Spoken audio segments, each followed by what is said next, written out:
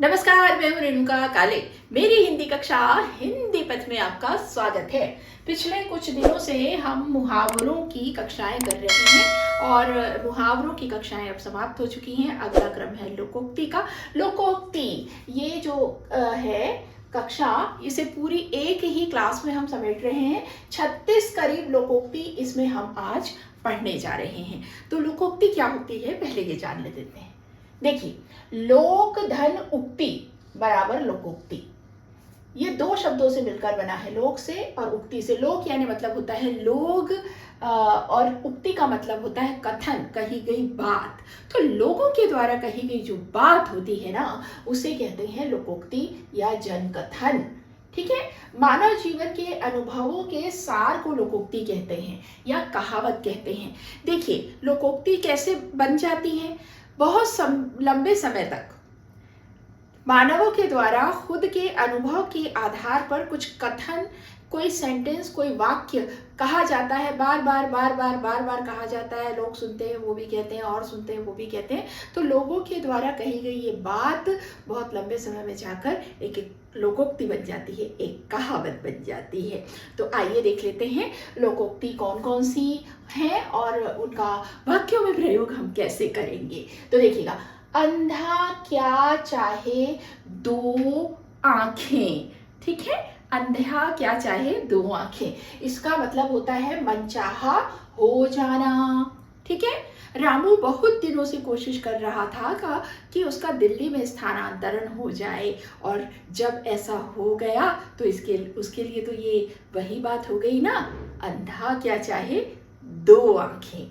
ठीक है, तो अब देखिए, अमूमन ये जो पूरा सेंटेंस होता है ये आखिरी में, वाक्य के आखिर में प्रयोग होता है और पहले भी प्रयोग होता है। अलग अलग तरह से इसका प्रयोग होता है, लेकिन ये कोई बात, कोई घटना, कोई वस्तु जो भी है वो अगर हो चुका है, कोई बात हुई है, उसको पहले जिक्र करते हुए ऐसा कहा जाता है, इसीलिए कहते हैं। सही कहा गया है, इस तरह से उसको कनेक्ट करके लोकोक्ति लिखी जाती है। अब देखिएगा, अगला है अंधों में काना राजा। अंधों में काना राजा यानी अज्ञानी लोगों के बीच में थोड़ा बहुत जिसका ज्ञान है ना, वो ही अंधों में काना राजा है, यानी वही महाज्ञानी कहलाता है। ठीक है, अज्ञानी लोगों में अल्पज्ञानी ही महाज्ञानी कहलाता है। तो देखिए, अनपढ़ गांव वालों के बीच में रामू ही एक थोड़ा पढ़ा लिखा था और इसलिए वो बहुत अकड़ दिखाता था। सही कहा गया है, अंधों में काना राजा। ठीक है, अब अंत भले का सब भला या अंत भला का भला, अच्छे काम का अच्छा फल। जीवन भर मोहन बाबू परिश्रम करते रहे, ईमानदारी से काम किया और अब जाकर उनके जीवन में सब कुछ ठीक ठाक चल रहा है। सच है, अंत भले का भला। अब पछताए होत क्या जब चिड़िया चुग गई खेत। इसका मतलब होता है अवसर निकल जाने के बाद पछतावा होना। कैकेयी को जब तक अपनी गलती का एहसास हुआ, श्री राम वन जा चुके थे। अब पछताए होत क्या जब चिड़िया चुग गई खेत। अब देखिए, अकेला चना भाड़ नहीं फोड़ सकता। इसका मतलब है कि कोई बड़ा काम अगर हम करने जा रहे हैं ना, तो वो हम अकेले नहीं कर सकते। एक टीम होती है, सबका सहयोग होता है, तब हम कोई काम मिलजुल कर अंजाम दे सकते हैं। बड़ा उत्सव होने जा रहा है, सब मिलकर काम करो। कोई अकेला चना भाड़ नहीं फोड़ सकता। ठीक है, अब देखिए, अक्ल बड़ी या भैंस। अक्ल बड़ी या भैंस का मतलब होता है शरीर की ताकत से बुद्धि की ताकत बड़ी है। ठीक है, रामू बहुत पहलवान है, लेकिन 10वीं की कक्षा पास नहीं कर पाया। वहीं मोहन दुबला पतला है और वो अव्वल नंबर पर आया। सही है, अक्ल बड़ी या भैंस। अधजल गगरी छलकत जाए, यानी अल्प ज्ञानी जो होता है ना वो ज्यादा दिखावा करता है। ठीक है, जिसको थोड़ा बहुत नॉलेज है वो उसका ढिंढोरा ज्यादा पीटता है, ये मतलब है।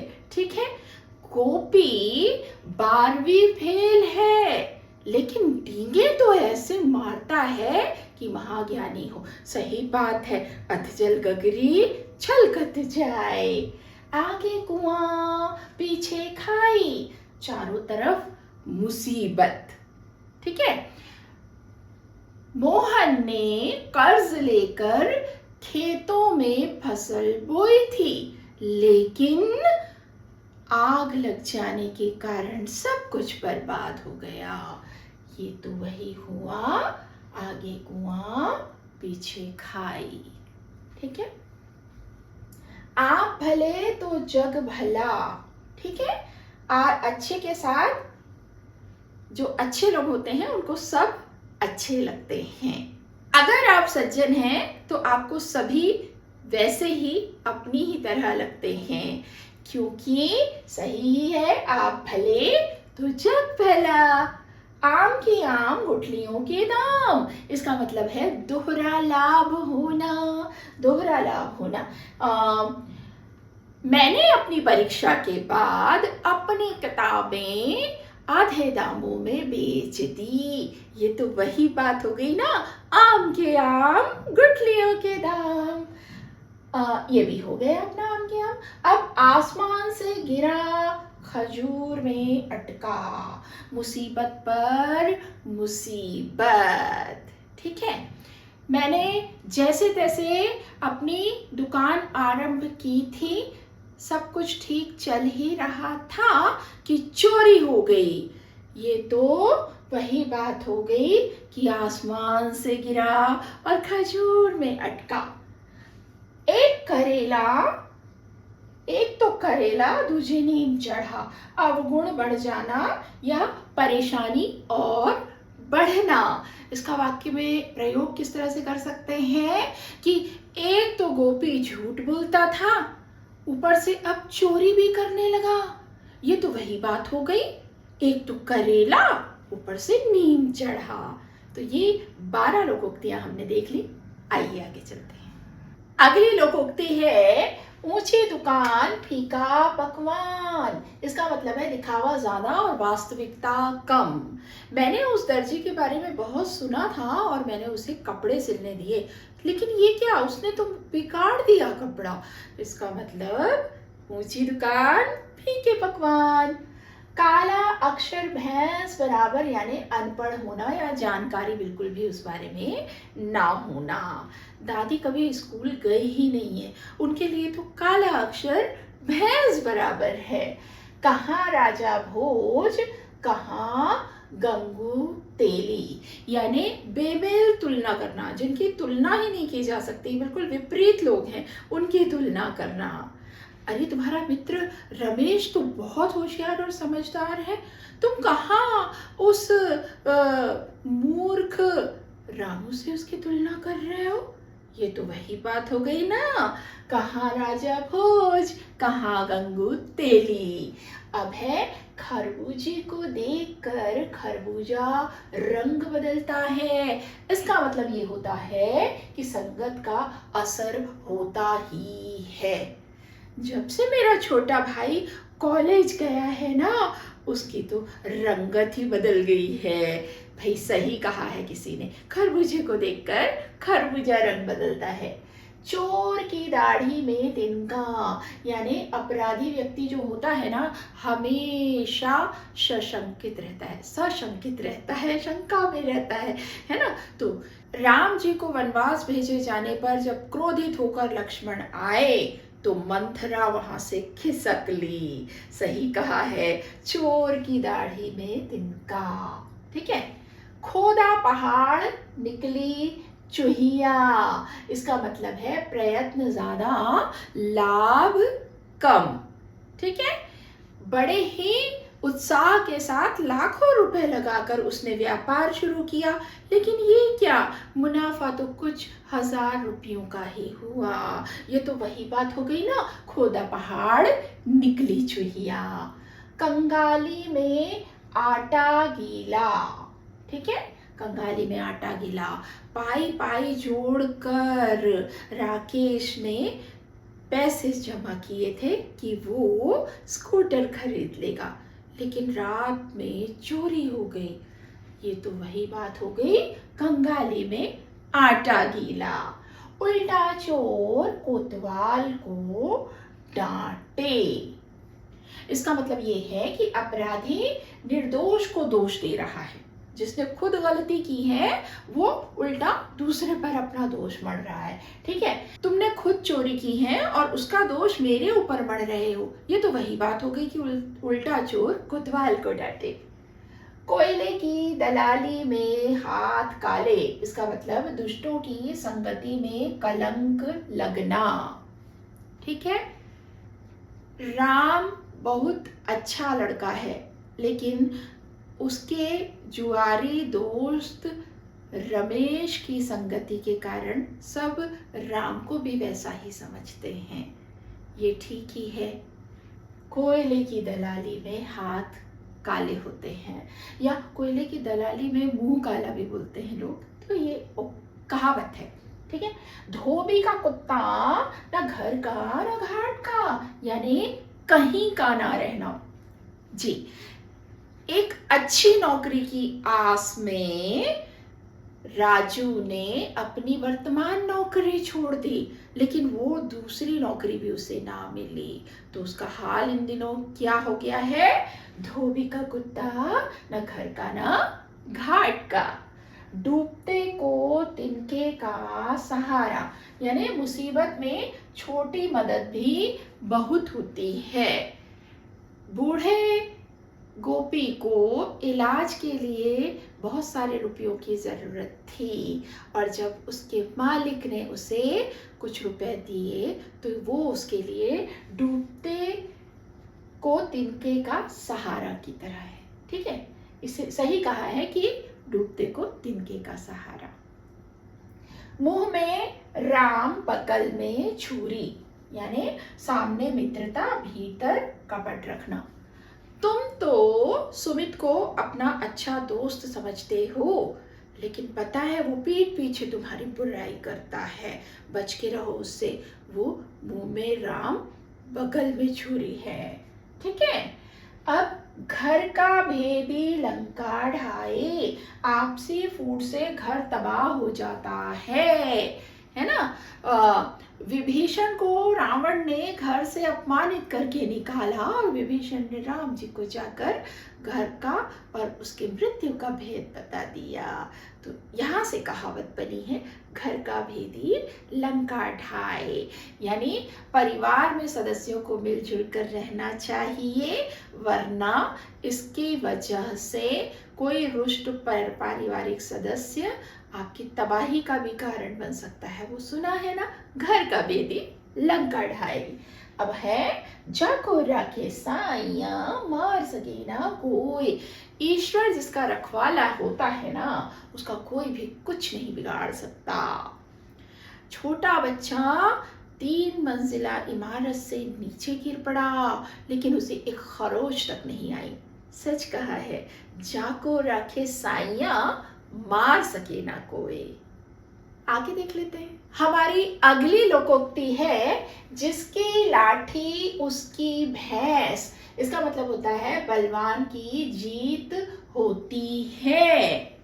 शुभम मंत्री जी का बेटा है और अयोग्य होते हुए भी ये नौकरी उसको मिल गई भाई। ये तो वही बात हो गई, जिसकी लाठी उसी की भैंस। ना रहेगा बांस ना बजेगी बांसुरी। इसका मतलब होता है कार्य के कारण को ही समाप्त कर देना। कोई ऐसा काम है जो अप्रिय है, नहीं होना चाहिए, और वो हो रहा है तो उसके कारण को ही खत्म कर देना। गीता ने जब देखा कि उसके विवाह के खर्च को लेकर पिताजी परेशान हैं, तो उसने विवाह नहीं करने का निश्चय कर लिया। ये तो वही बात हो गई कि न रहेगा बांस न बजेगी बांसुरी। 9 नगद न 13 उधार।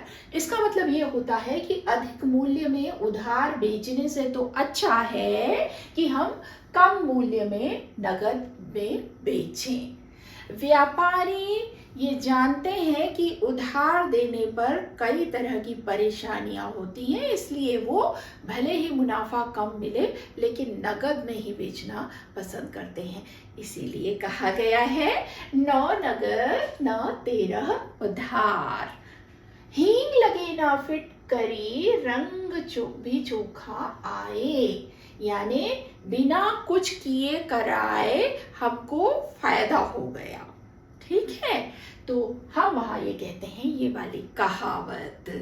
मेहनत तो राजू की थी जिसकी वजह से उसे पुरस्कृत किया गया, लेकिन मैं भी साथ में था तो मुझे भी 20 रुपए मिल गए। ये तो वही बात हो गई कि हींग लगी ना फिटकरी रंग भी चोखा आए। लातों के भूत बातों से नहीं मानते। इसका मतलब होता है दुष्ट व्यक्ति प्यार से नहीं मानते। ठीक है, चोर पुलिस से के द्वारा प्यार से पूछे जाने पर चोरी कबूल नहीं कर रहा था, लेकिन जब उसकी पिटाई हुई ना तो उसने अपराध स्वीकार कर लिया। सही कहा है किसी ने, लातों के भूत बातों से नहीं मानते। ये तो सीधा चोर पुलिस वाला हो गया। कोई दूसरा वाक्य भी आप देख सकते हैं, बना सकते हैं कि भाई कामचोर कर्मचारी को बार बार समझाने पर भी वो ठीक से काम नहीं कर रहा था, लेकिन जब उसे मालिक ने नौकरी से निकाले जाने की धमकी दी ना तो वो लाइन में आ गया। इसका मतलब ये है कि लातों के भूत बातों से नहीं मानते। रस्सी जल गई मगर ऐंठन ना गई। ऐसा बोलते हैं ना, रस्सी जल गई पर बल ना गया, रस्सी जल गई ऐंठन ना गई। इसका मतलब होता है सब कुछ नष्ट होने पर भी झूठी शान दिखाना। ठीक है, गांव के लाला गिरधारी की सारी संपत्ति लगभग खत्म हो गई है, लेकिन अकड़ अभी भी वैसी ही है। ये तो वही हो गया, रस्सी जल गई ऐंठन ना गई। होनहार बिरवान के होत चिकने पात। इसका मतलब होता है बचपन में ही प्रतिभा के संकेत मिलने शुरू हो जाते हैं। ठीक है, अर्जुन की धनुर्विद्या में निपुणता के संकेत बचपन में ही मिलने लग गए थे कि आगे जाकर वो कुशल धनुर्धारी बनेंगे। ये तो सही ही बात है ना, होनहार बिरवान के हो चिकने पात, यानी पूत के पांव पालने में भी बोलते हैं ना। तो वही वाली बात है कि भाई आगे जाकर कौन किस दिशा में बहुत अच्छा करने वाला है, इसके संकेत पारखी लोग समझ जाते हैं। बचपन में ही देखकर वो समझ जाते हैं कि ये बच्चा बड़ा होकर क्या करेगा। ना 9 मन तेल होगा ना राधा नाचेगी, असंभव शर्त रख देना कि भाई ऐसा 9 मन तेल लाओ तो राधा नाचेगी, ऐसा भी नहीं होगा तो वैसा भी नहीं होगा। भाई पार्टनरशिप में व्यापार शुरू करने वाले थे 2 दोस्त, मान लीजिए रामू और श्यामू। ठीक है, तो श्यामू ने रामू से कहा कि तुम 25 लाख रुपए का इंतजाम करो, हम व्यापार शुरू करके लाभ कमाएंगे। तो रामू ने कहा रहने दो, ना 9 मन तेल होगा ना राधा नाचेगी। चिराग तले अंधेरा, अंधेरा है ना ये अंधेरा, चिराग तले अंधेरा का मतलब होता है अपनी बुराई ना देखना, अपनी बुराई ना देखना। शूर्पणखा ने जब नाक काटे जाने की शिकायत की रावण से तो रावण लक्ष्मण पर क्रोधित हो गया। शूर्पणखा का दोष उसे दिखाई भी नहीं दे रहा था। इसी को कहते हैं चिराग तले अंधेरा। और 36वां, जैसे मैंने शुरू में ही कहा था, 36 लोकोक्तियां या कहावतें जो होती हैं आज हम देखने जा रहे हैं। हाथी के दांत खाने के और दिखाने के और, इसका मतलब होता है बोलना कुछ, करना कुछ, कथनी और करने का अंतर। ठीक है। मालिक ने आश्वासन दिया था कि अच्छा मुनाफा होने पर सबको बोनस दिया जाएगा, लेकिन अब जब वो स्थिति आ गई है तो मालिक बोनस देने से मुकर रहा है। ये तो वही बात हो गई, हाथी के दांत खाने के और दिखाने के और। तो देखिए, इसके साथ ही लोकोक्ति की ये कक्षा जिसमें हमने 36 प्रचलित लोकोक्तियां यानी कहावतें, उसके अर्थ और उसके वाक्यों में प्रयोग के साथ देख ली है। तो आज की कक्षा हम यहीं समाप्त करने जा रहे हैं, लेकिन हाँ, अगली कक्षा में हम लोकोक्ति और मुहावरे के अंतर को समझेंगे। तो तब तक के लिए बने रहिएगा हमारे साथ, आने जाने का सिलसिला बरकरार रखिएगा। नए हैं तो चैनल को सब्सक्राइब कर लीजिएगा, बेल आइकॉन प्रेस कर दीजिएगा, ताकि आपको इसी तरह की कक्षाएं आपके उपयोग की, आपके काम की मिलती रहें। तो आज के लिए इतना ही।